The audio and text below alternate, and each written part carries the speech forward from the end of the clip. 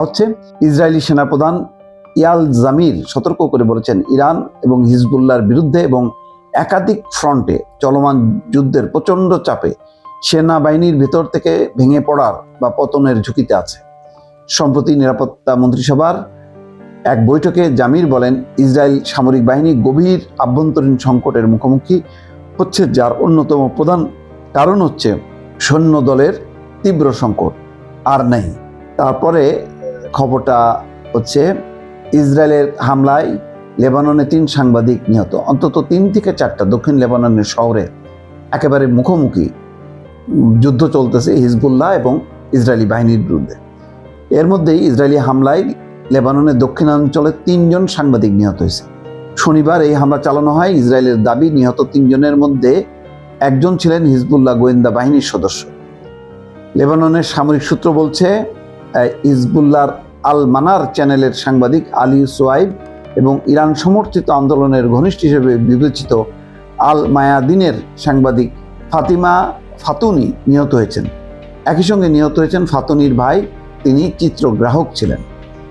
আল মায়াদানি এবং আল মানার তাদের সাংবাদিকদের মৃত্যুর খবর নিশ্চিত করেছে।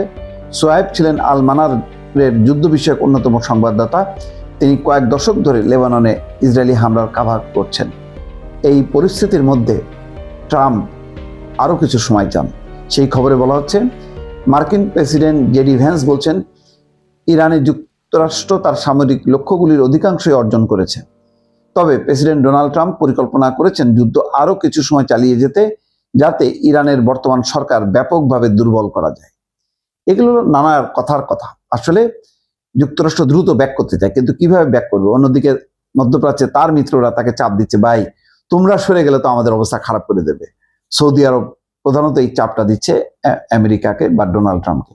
মার্কিন রক্ষণশীল পডকাস্টার বেনি জনসনকে দেওয়া সাক্ষাৎকারে জেডি ভ্যান্স এই কথা বলেন। তিনি বলেন, প্রেসিডেন্ট আরো কিছু সময় ধরে এটি চালিয়ে যেতে চান, যাতে ইরানে আবার হামলা চালানোর প্রয়োজন না হয়। মানে এমন অবস্থা করে দেবে, পঙ্গু করে দেবে। ইরানের সরকারকে দীর্ঘ সময়ের জন্য দুর্বল করা প্রয়োজন এবং এটাই উদ্দেশ্য। ভ্যান্স স্বীকার করেছেন, যুদ্ধের ফলে জ্বালানির দাম বেড়ে গেছে, তবে তিনি বলেন শিগগিরই তা কমে যাবে। এরকম যুদ্ধের নানান রকম খবরাখবরের মধ্যে দেখেন ইসরায়েলের অবস্থায় কাহিল, যাদেরকে দিয়ে আমেরিকা মধ্যপ্রাচ্যে এক ধরনের কর্তৃত্ব করতো বা কর্তৃত্বের নামে মাস্তানি করতো।